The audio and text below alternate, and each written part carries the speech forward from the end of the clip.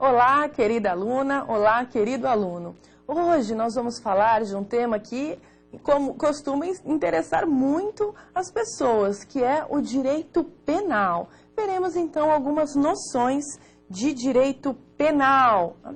Aqui então nós aprenderemos sobre o conceito de crime e estudaremos alguns crimes aí em espécie previstos no Código Penal.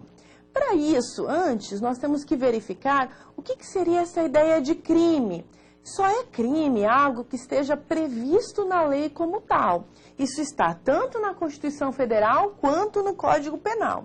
O artigo 5º da Constituição Federal, que é o que prevê os direitos fundamentais, traz para a gente a seguinte previsão: não há crime sem lei anterior que o defina, nem pena sem prévia cominação legal. Isso quer dizer, algo só pode ser crime se já estava previsto na lei antes da conduta da pessoa. E também as penas só podem ser sofridas antes de cometer aquela conduta. Tem que estar prevista na legislação. Da mesma forma, o artigo 1º do Código Penal diz exatamente a mesma coisa.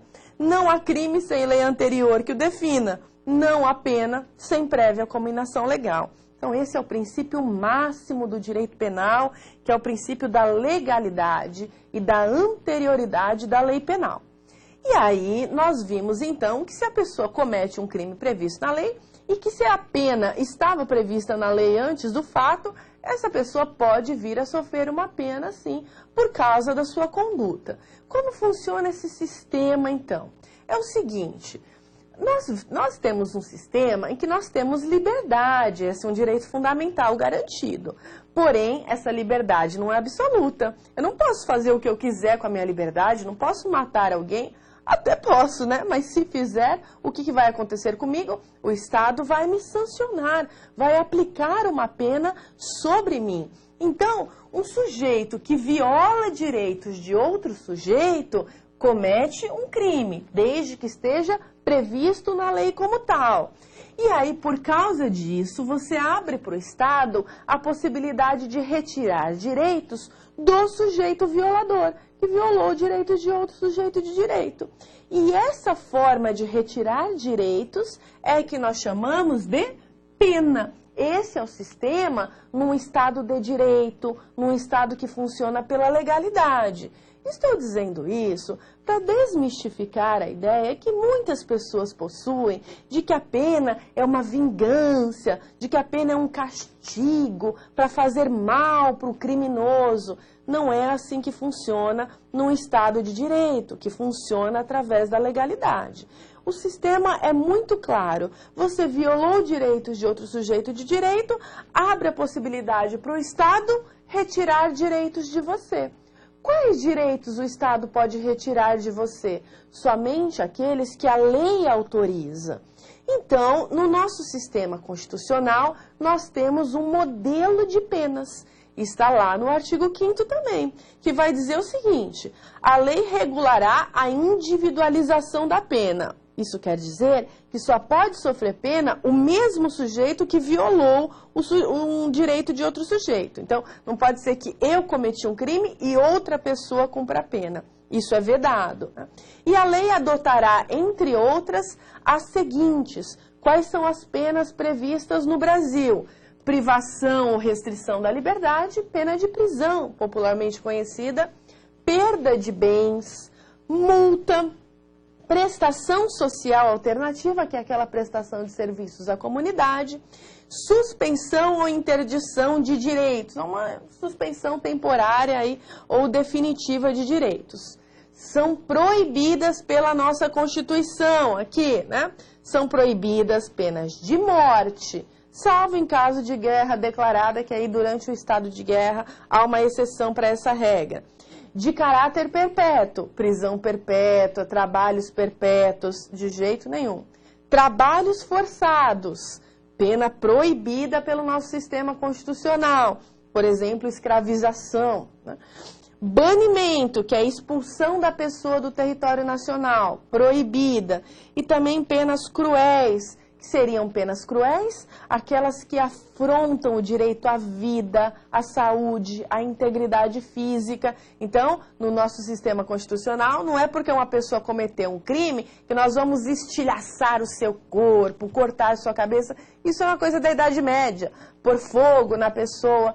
Depois da modernidade, esse sistema foi alterado por um sistema legal e racional de penalidades. É por isso que as penas cruéis, as torturas, estão proibidas.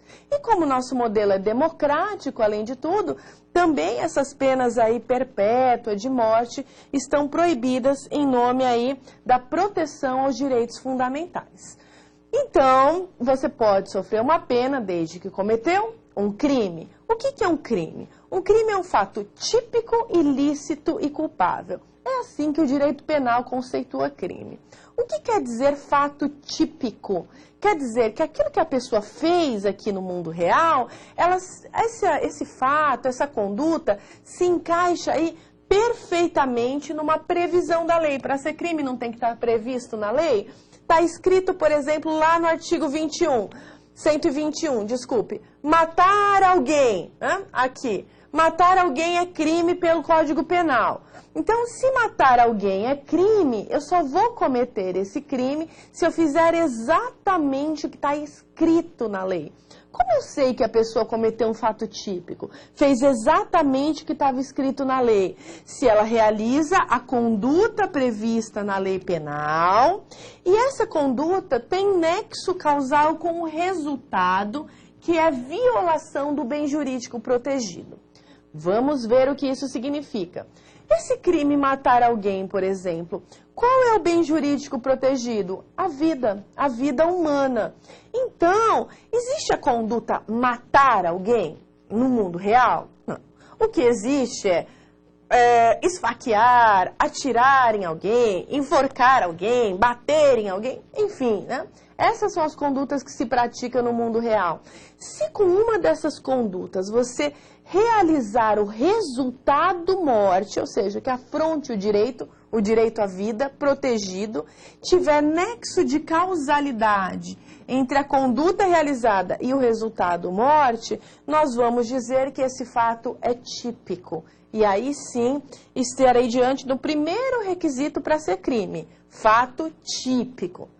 E aí existem duas modalidades de violar o bem jurídico. Se você realmente afrontou o bem jurídico, nesse caso, vida, por exemplo, matou, nós vamos dizer que o crime está consumado, né? Que ele conseguiu violar o bem jurídico protegido.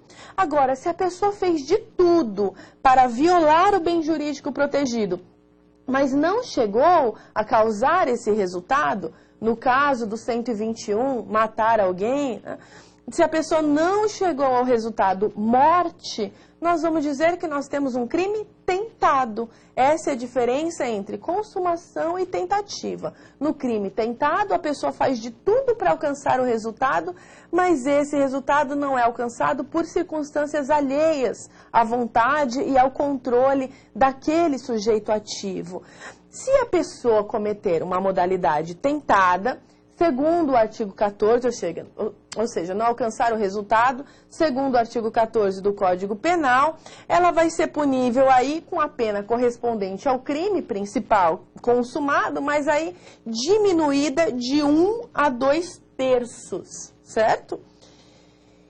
Então, além desse nexo de causalidade, nós temos uma outra questão para dizer que um fato é típico, que nós, então, juristas, chamamos de elemento subjetivo do tipo.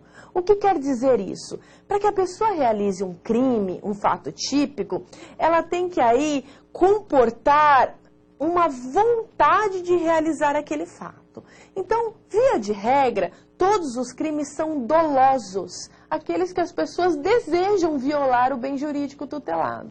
Só haverá um crime culposo quando as pessoas não desejam violar ou não assumem pelo menos o risco de violar o bem jurídico tutelado, quando o legislador penal previr especificamente esse crime também se comete mediante culpa. Então, por exemplo, o homicídio Tem essa previsão lá no Código Penal. Então, existe homicídio culposo. Já um crime como crime de dano, por exemplo, não tem essa previsão lá no Código Penal. Então, não existe dano culposo. Imagina se você estragar uma coisa de alguém sem querer, um carro de alguém. Né? Existe dano culposo? Não. Então, o que acontece? Não é nada, não é crime. Então, é um fato atípico. E aí você só vai poder ser processado civilmente. Criminalmente, jamais, porque não é crime. Não preenche um requisito de tipicidade, que é um elemento do crime, que é o elemento subjetivo do tipo. Então, nós temos dois elementos subjetivos do tipo possíveis: o dolo e a culpa. O dolo tem 3 modalidades. Cuidado para não pensar, dolo é querer mesmo cometer a conduta. Existe esse que é o dolo direto, em que você deseja o resultado, que é a violação do bem jurídico protegido. Mas tem também um dolo que a gente chama de alternativo, no qual existe uma indiferença do sujeito ativo em relação ao resultado que vai produzir. Então, suponha, eu esfaqueio alguém e aí tanto faz para mim se eu ferir ou se eu matar. Os dois resultados me contemplam. Claro que a pessoa vai responder pelo resultado mais gravoso, né?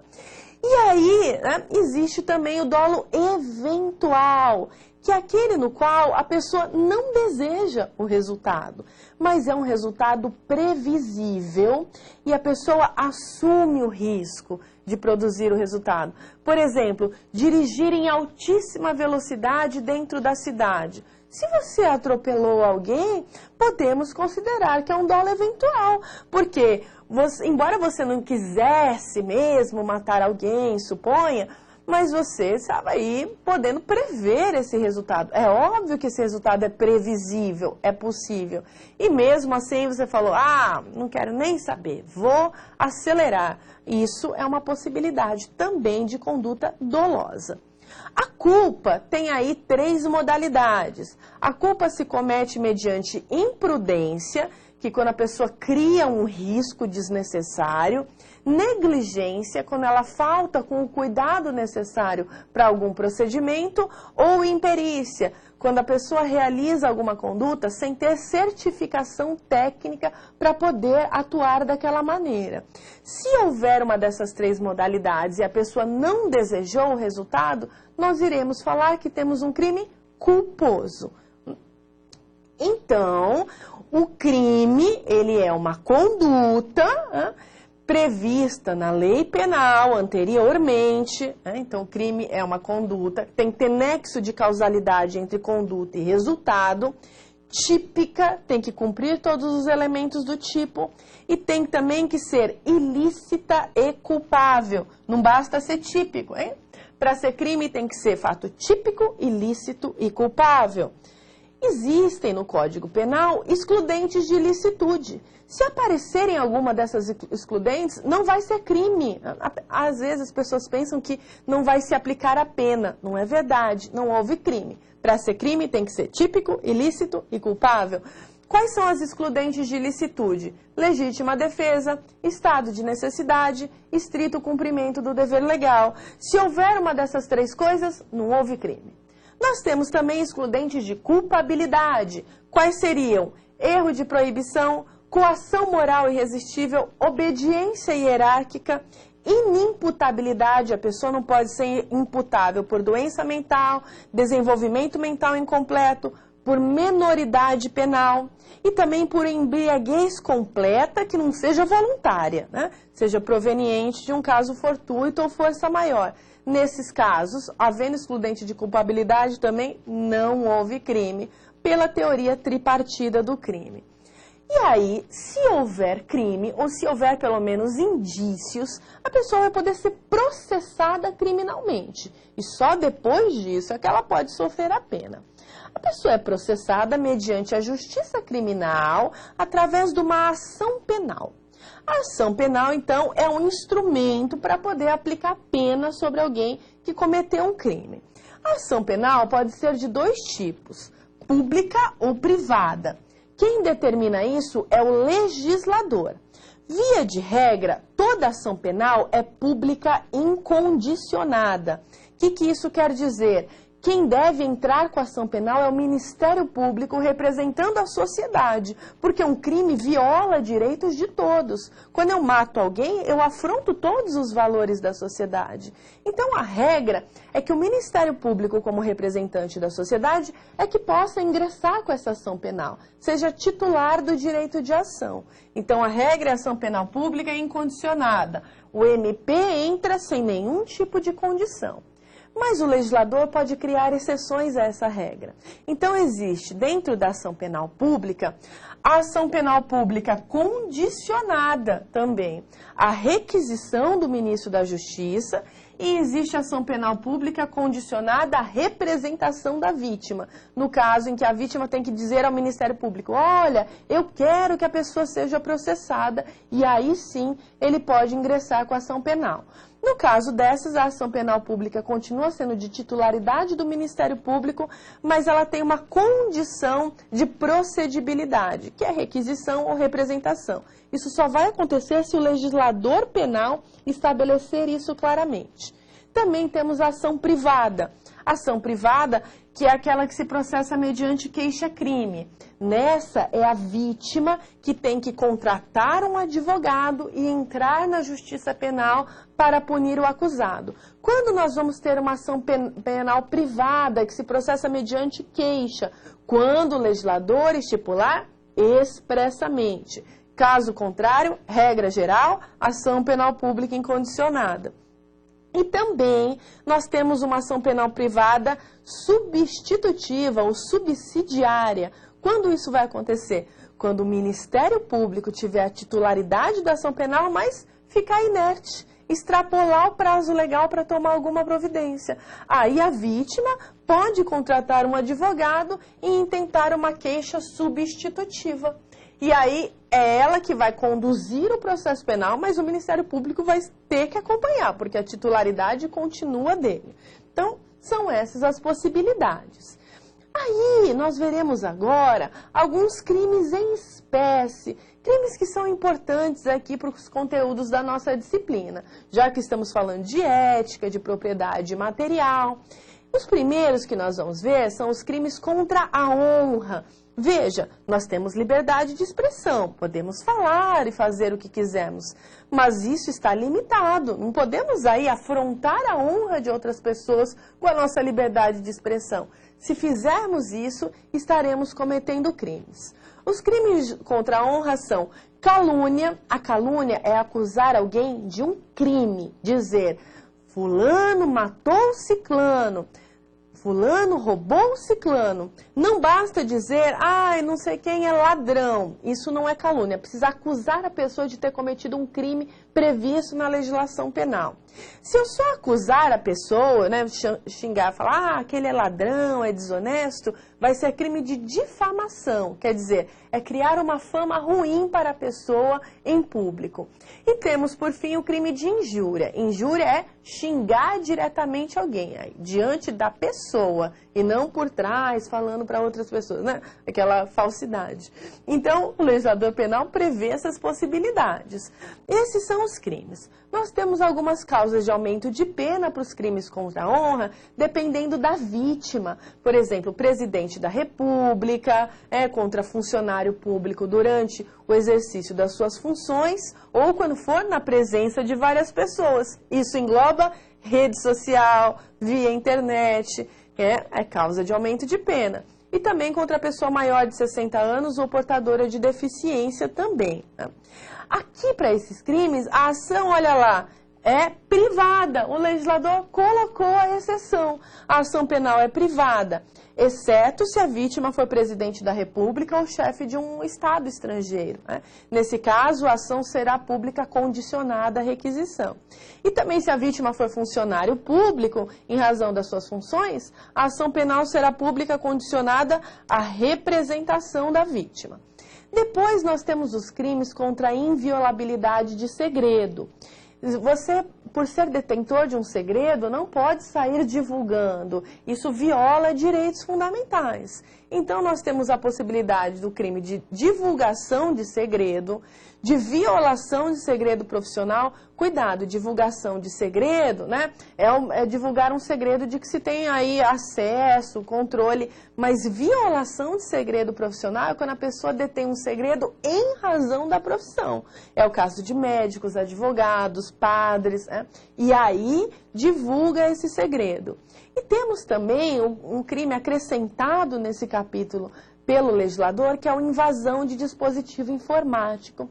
Esse crime é interessante para nós, né?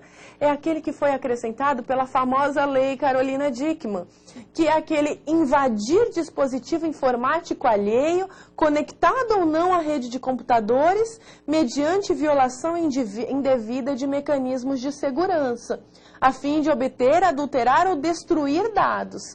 Esse crime se comete quando você invade, quando você quebra sistemas de proteção. Se alguém deixou um e-mail lá aberto, não é o crime. Mas se você quebra sistemas de proteção, estará cometendo esse crime. É o crime dos hackers, né? Daqueles que colocam vírus, spyware lá, ou aí instalar vulnerabilidades para obter vantagem ilícita. Esse crime tem detenção de 3 meses a 1 ano, mais multa. E aí também, quem distribui, vende programas aí com a destinação de fazer isso, então um software que serve para, por exemplo, quebrar criptografias, senhas, é esse crime aí. Cuidado, é crime agora. E aí nós temos também crimes contra o patrimônio, que seriam crimes contra a propriedade material, aqueles bens corpóreos. Furto, roubo, extorsão mediante sequestro. Cuidado, extorsão é eu aí ameaçar a pessoa e aí pedir uma vantagem indevida para ela. Extorsão mediante sequestro é outro crime. Eu sequestro a pessoa e depois peço um resgate. Dano, que já mencionei para vocês, estragar a propriedade, né? O furto, subtrair coisa alheia móvel. O roubo, subtrair coisa alheia móvel mediante violência ou grave ameaça. Apropriação indébita, quando você já tem a coisa e não devolve dolosamente. Estelionato, que é 171, aquele enganar as pessoas para obter vantagem. E o crime de receptação, que é ficar com produtos de outros crimes. Esses são os principais crimes contra o patrimônio. Mas nós temos também crime contra a propriedade imaterial, que aí não são bens corpóreos. No Código Penal só está prevista a violação de direito autoral. A violação de outros direitos, por exemplo, direitos sobre programas de computadores, direitos sobre propriedade industrial, nós veremos, estão em outras leis.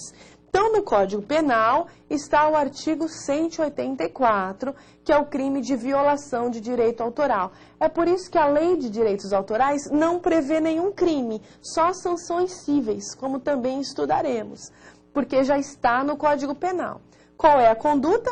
Violar direitos do autor ou aqueles que lhe sejam conexos. Pena detenção de 3 meses a 1 ano. Né? Se a violação tem intuito de lucro, né? Olha lá, lucro direto ou indireto por qualquer meio ou processo de obra intelectual, representação ou execução de fonograma, sem autorização expressa do autor, do artista, intérprete ou executante, do produtor, conforme o caso, ou de quem o represente, ou seja, do titular de direito autoral, olha só para quanto vai a pena. 2 a 4 anos mais multa. Veja que aqui é ou multa, né? Ou seja, na forma simples, violar direitos autorais sem intuito de lucro pode aí ter uma pena só de multa. Se ela tiver esse intuito aqui, né, de lucro, a pena é de 2 a 4 anos mais multa. Então, uma pena relativamente grave. Já não vai mais para um procedimento sumaríssimo, perde alguns benefícios da legislação processual. Então, cuidado. Né? E aí, existe uma continuidade desse artigo 184 que vai dizer: na mesma pena incorre quem? Então, são figuras equiparadas, né?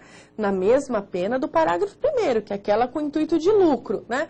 Quem, por exemplo, distribui, vende, expõe à venda, né? Vende, aluga aí, por exemplo, original ou cópia de fonograma, né? Por exemplo, de uma gravação musical aí, né? Reproduzido com violação de direito do autor, do artista, de intérprete ou executante. quem aluga cópia de obra intelectual, né, sem expressa autorização dos titulares, né, esses daí estarão cometendo aquele crime com pena de 2 a 4 anos. Aqui, então, parágrafo 2º cria figuras equiparadas com a mesma pena do parágrafo 1º.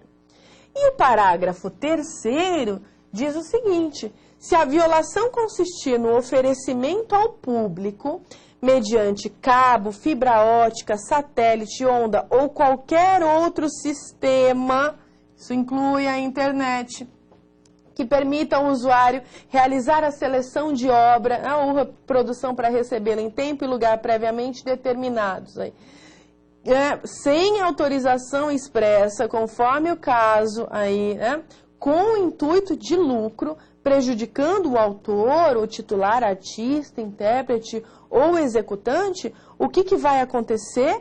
Uma pena também de 2 a 4 anos e multa, né? Então, esse é o sistema que nós temos aí de proteção aos direitos autorais. Nós estudaremos especificamente os crimes que protegem outras propriedades imateriais, mas no que se refere ao Código Penal, nós temos apenas a previsão do artigo 184. Atenção, então, nós vimos que um crime, ele precisa ser fato típico, ilícito e culpável. Não será crime se faltar algum desses requisitos. E que para a pessoa sofrer pena, precisa de uma ação penal, e essa ação penal pode ser 2 tipos, anote, isso é importante, penal pública ou privada. Na ação penal pública, nós temos condicionado ou incondicionada, e na ação privada nós temos a possibilidade aí de condicionada aí a representação ou a requisição. Temos a ação privada propriamente dita e a ação privada substitutiva da pública. Com essas informações e com os crimes que nós vimos em espécie, podemos ir para a nossa atividade. Obrigada.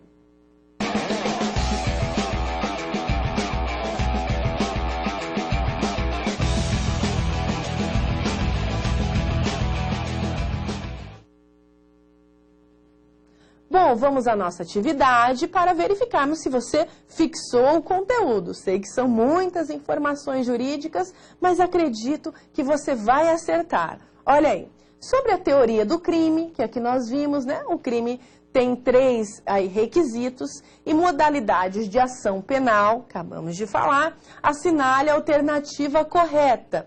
A tipicidade do fato independe de dolo ou de culpa. Será que é esta? Não é esta a alternativa. Por quê? Nós vimos que o elemento subjetivo do tipo é fundamental para que haja tipicidade. Então, o crime tem que ser doloso, só poderá ser culposo se o legislador previr um tipo culposo. Então, não é independente, é totalmente dependente a tipicidade do fato. As excludentes de culpabilidade não interferem na existência do crime? Está correto? Errado. Se houver excludente de culpabilidade, não houve crime, porque para ser crime tem que ser fato típico, ilícito e culpável. A tentativa é punível com metade da pena do crime consumado? Não. Redução de 1 a 2/3. Falamos. D. A ação penal é via de regra pública e incondicionada?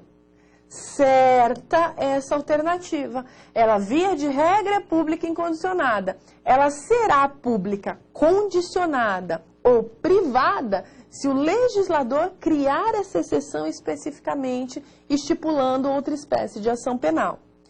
E os crimes de ação penal pública jamais podem ser processados mediante queixa?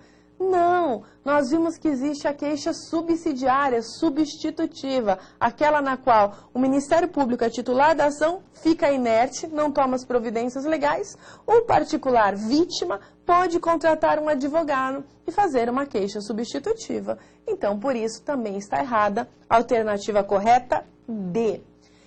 Espero que tenha acertado. Exercício 2. Sobre os crimes previstos no Código Penal, é correto afirmar. Vamos lá. Os crimes contra a honra são sempre processados mediante queixa, que é ação penal privada? Lembram-se que não, né?